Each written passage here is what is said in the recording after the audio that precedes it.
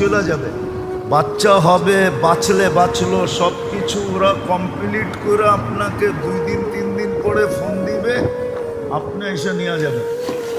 কিন্তু স্বামী তো নাছুর বন্দা, ভর্তি করছে ঠিক, কিন্তু সর্বক্ষণ দাঁড়ায় আছে। সবাই জিজ্ঞেস করছে তুই দাঁড়ায় আছিস কেন? তোরে বুঝেইছে, বল তোর শরীরের একটা অঙ্গ অর্ধেক যদি কোথাও থাকে তাহলে আর অর্ধেক ওর সাথে থাকবে না পৃথক থাকবে? শরীর তো একটা, এটাকে তো অর্ধেক করা যায় না। তো বলে এ তো আমার অর্ধাঙ্গনী, আমি ওর থেকে পৃথক থাকি কি করে?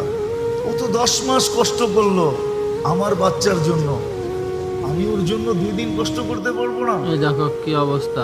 এই স্বামী স্ত্রীর ভালোবাসার টান দেখে ওই নার্স মুসলমান হয়ে গেছে, বলছে আমি মুসলমান হলেও কি আমার স্বামী